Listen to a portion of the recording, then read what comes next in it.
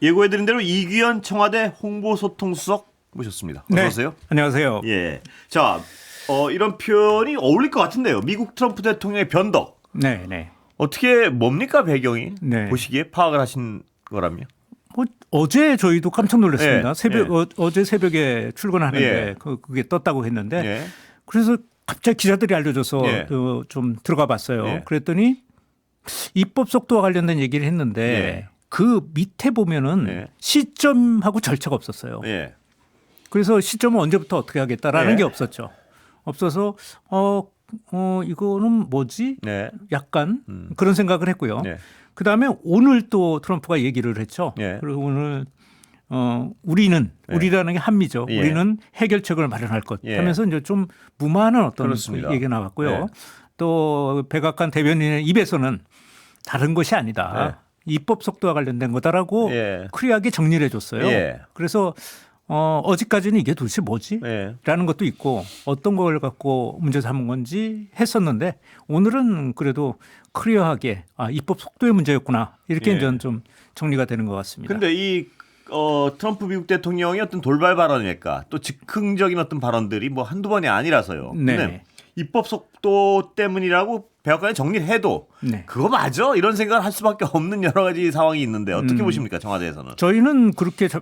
본인들이 백악관이나 네. 또 트럼프 대통령 자체가 청와대는 현재까지는 그렇게, 그렇게 정리했기 때문에 예. 그걸 믿고 가는 게 저희한테는 유리하죠. 예. 이 복잡한 상황을 그렇습니다. 갖다가 우리가 예단하거나 추론해서 거기에다가 대책을 세우는 것은 그렇습니다. 우리의 어떤 혼선만 예. 가져올 거고, 그럼 저희는 뭐 그거라고 생각하고 그거에 대한 해법을 찾고 해결책을 찾으려고 노력하고 있는 거죠. 쿠팡 얘기 자꾸 하는데 청와대에서는 어떻게 받아들이십니까? 그건 직접적인 관계가 없다고 저희는 믿고 있습니다. 예, 미국이 왜냐하면, 그렇게 얘기를 하니까요. 그러니까 그거는 백악관에서 나온 예. 것도 아니고 트럼프한테 나온 것도 아니고 예. 그 옆에서 나오는 것들이니까. 그래서 이제 뭐 혼란스러울 때는 그걸 갖고 자꾸 생각하는 거는 뭐 이롭지 그냥 못하죠. 저쪽에서 밝힌 거 그대로 네. 우리는 대응하면 된다. 네, 그렇습니다. 그게 맞는 것 같습니다. 예. 그런데 야당에서는요. 국회 비준을 문제 삼는데 어떻게 보십니까?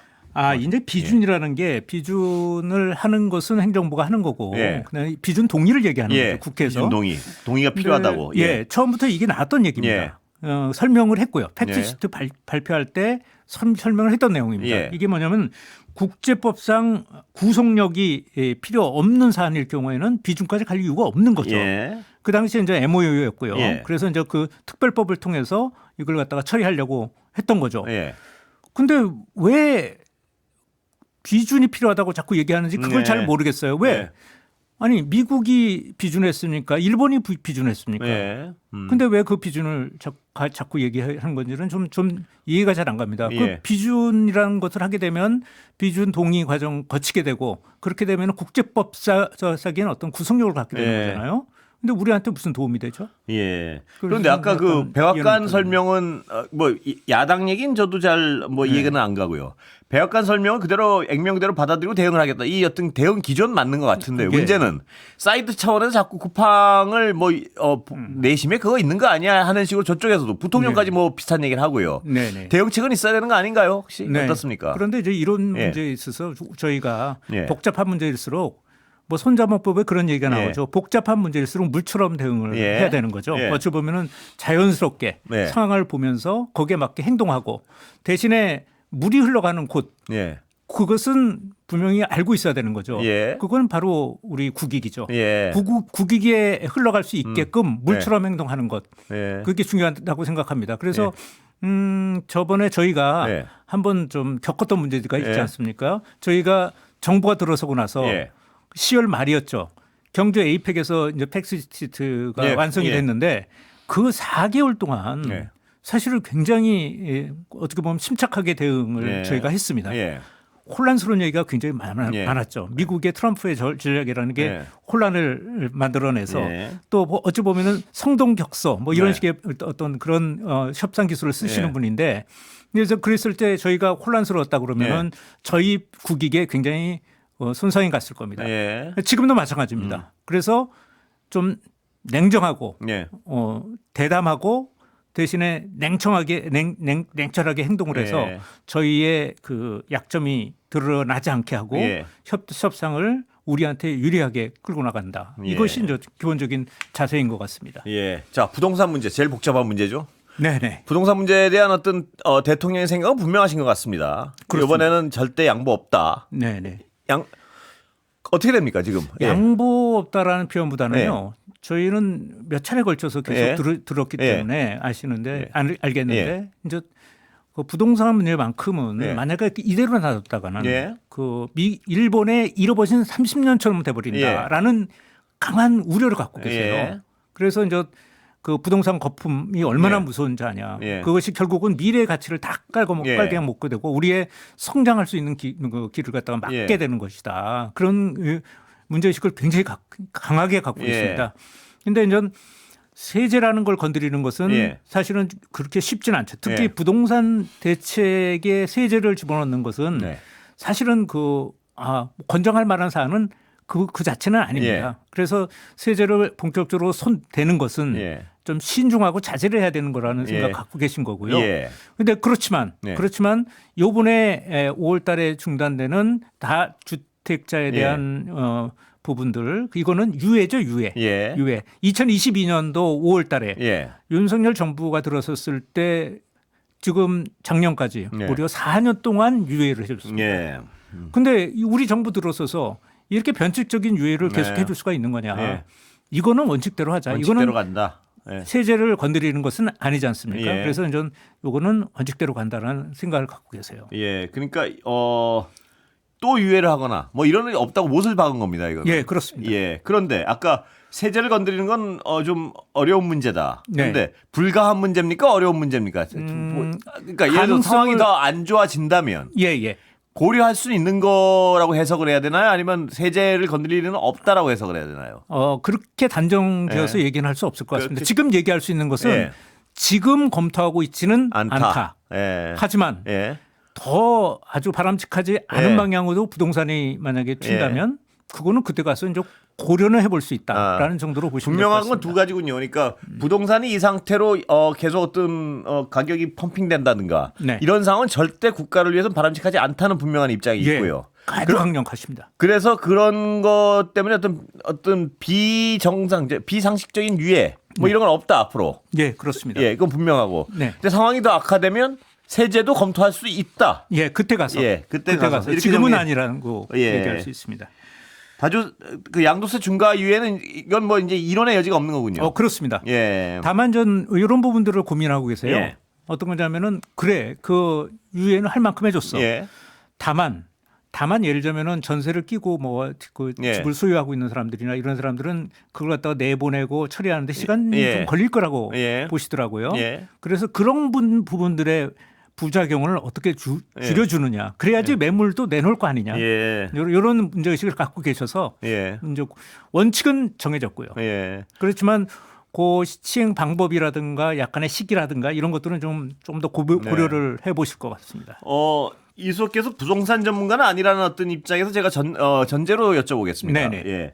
지금 양도세 유예는 이제 끝났다. 이러면 그 5월 9일 전까지는 꽤 물량이 나올 것이라는 예상들을 많이 합니다. 전문가들이. 그런데 그것까지 버티고 그걸 꼴딱 넘긴 분들은 이제는 버티기 들어갈 것이다. 그래서 부동산 시장에 어떤 물량이 많을 것이다. 잠길 것이다. 뭐 이런 걱정도 하는 분이 있는데 어떻게 보십니까? 이제 그 부분에 대해서도 오늘 김영법 시장이 춘추관에서 백브리핑을 좀 했습니다. 거기서 이제 약간 출구를 조금 더 열어줄 수 있는 방법들, 매물을 내놓을 수 있는 방법들을 좀 고려하고 있다라는. 유예는 아니다 이거죠, 그건. 유예는 아닙니다. 유예가 아니고 뭐가 있을까요, 이게? 아니 아까 말씀하신 아까의 것처럼 시기 문제라든가 시기도 좀 대통령도 원래는 아니지만 5월 9일까지 계약 맞추는 것 정도는 봐줄 수 있는 거 아니냐. 또 그거하고는 상관없이 예를 들면 전세를 끼고 이제 갖고 있는 사람들은 이런 것들은 전세를 내보내야 되는 거니까 그런 부분들에 대한 것들은 고려를 해서 유연하게 대책을 세우라고 말씀하셨습니다. 청와대에서 오늘 촉보 들어온 거 보면 다주택 양도세 중과 유예는 5월 9일이 원칙이나 1, 2개월 유예도 할 수 있다 뭐 이런 얘기 같은데. 바로 그런 부분 때문입니다. 실질적으로 매물을 내놓게 해서 주택수를 많이 확보하게 해주는 게 목적인데 만약에 그것이 좀 안 된다고 했을 때 그거는 좀 내놓게 매물을 내놓게 유도를 하겠다는 거고요. 그다음에 요번에 메모를 제대로 안 내놓고 예. 갖고 있는 다주택자들은 예, 다주택자. 후회할 거라고 예. 생각합니다. 예, 다주택자들은 후회하게 될 것이다. 예. 자, 대통령이 어제 국무회의에서요. 네. 국회 입법 속도 너무 느리다. 예. 이건 배경 좀 설명해 주시죠. 예. 기본적인 예. 국정 철학을 좀 말씀드릴게요. 대통령이 지금 굉장히 많이 얘기한 게 예. 좋은 정책에 대한 여러 가지 이제 조건을 얘기하는데 네. 좋은 정책은 국민들한테 알게 해야 된다. 예. 그래서 이제 소통, 홍보가 중요하다고 예. 말씀하시는 게 있고요. 또 하나는 뭐냐면은 좋은 정책이 되는 기본적인 어떤 조건 중에 하나는 신속해야 된다고 예. 합니다. 근데 알다시피 관료사회라는 게 공무원사회가 신속하고는 관계가 멀지 예. 않습니까? 뭐 하려면 그냥 그렇습니다. A 끝나고 B 끝나고 예. C 끝나고 D 끝나고 뭐 이렇게 하지 않습니까? 열차식으로. 예. 근데 이제 그런 것들을 좀 많이 보신 거예요. 그래서 아니 이게 분명한 목표가 있고 네. 그다음에 그걸로 인해서 국민들의 편익이 증진되는 건데 예. A 끝나고 B 끝나고 C 끝나고 D 끝나고 이렇게 할 거냐. 이제 특히 이제 입법하고 뭐를 하겠다라는 예. 거.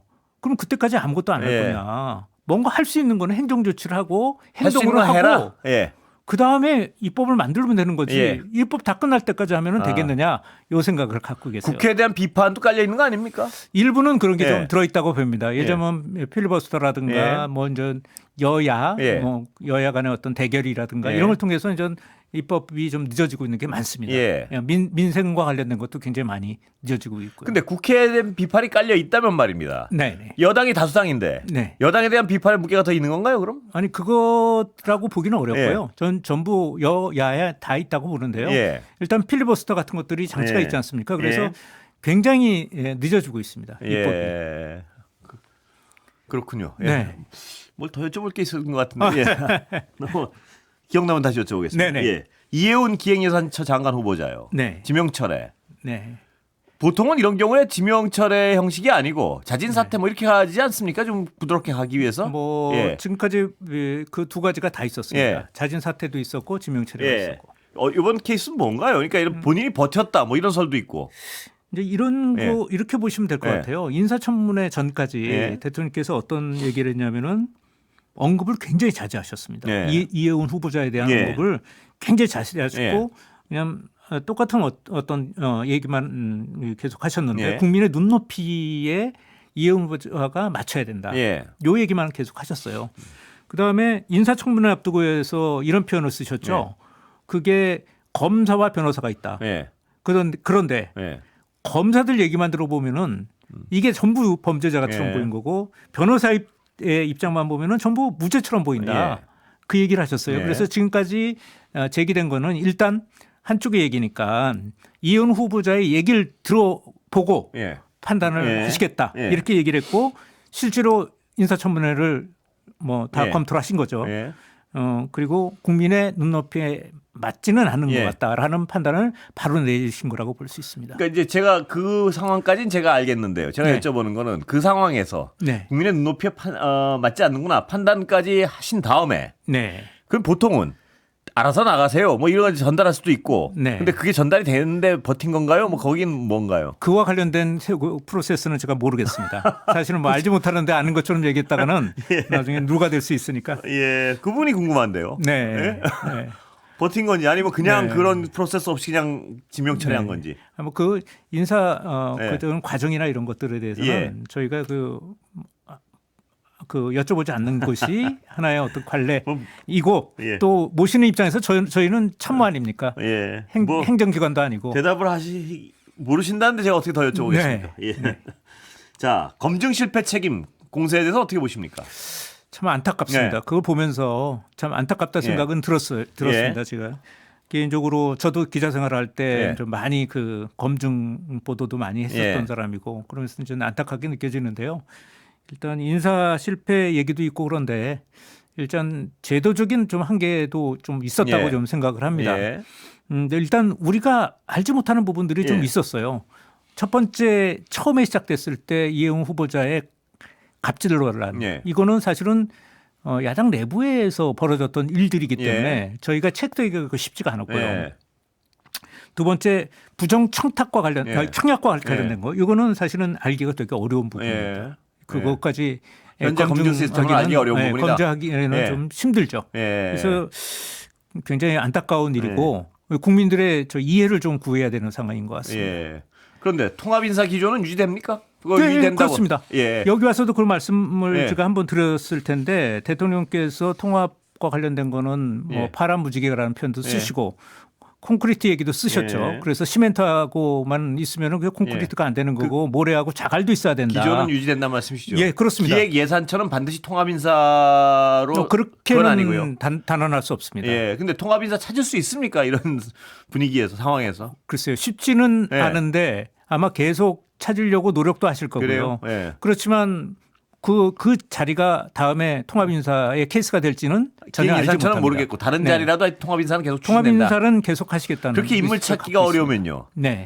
야당한테 당신들이 한번 내놔봐라 이렇게 제안은 안 됩니까 혹시? 글쎄 모르겠습니다. 한번.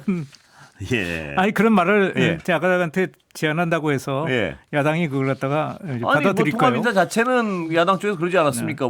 그걸 상의해라. 한번 상의를 해보시면 어떤가요? 모르겠습니다. 좋은 제안이십니다. 민주당과 조국혁신당 합당 문제는 어떻게 보십니까? 청와대는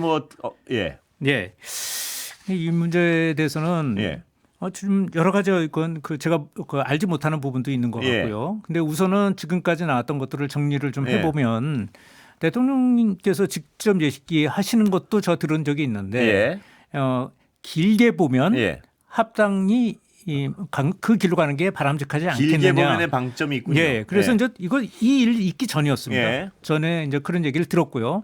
우상호 수석도 이제 그런 얘기를 들었다고 이제 어디 방송에서 얘기를 하신 것 같고요. 뭐 저도 들었고요. 근데 요번에 된 것은 조금 저희가 어떤 과정을 좀 모르는 상태에서 발표가 됐습니다. 그래서 그거를 추기에 그 부분을 팩트 시트라고 해요. 팩트를 구성하는데 시간이 좀 걸렸어요. 그래서 지금 나온 거를 보면 홍익표 수석이 당대표로부터 연락을 받은 거는 맞는 것 같습니다. 그리고 시점은요? 그 시점에 대해서는 언급하는 게 부적절하다고 홍 연락을 받은 시점에 대해서는 부적절하다. 근데 받긴 받았다. 이런 제안을 할 것이라는 연락을 받았다는 얘기인가요? 이런 발표를 할 것이다. 그렇게 얘기를 하고요. 그다음에 당에서도 그 발표를 했습니다. 홍 수석한테 미리 연락을 취했다. 그렇게 얘기를 했고요. 또 하나 전 당에서 그때 청와대 반응은 있었습니까? 그때는 없었습니다. 조금 시간을 두고 있었던 거죠. 그러니까 할 것이라고 끝내야 될 것 같습니다. 시간이 벌써 끝났습니까? 여기까지 듣겠습니다. 이기현 청와대 홍보소통 수석이었습니다. 감사합니다. 마지막.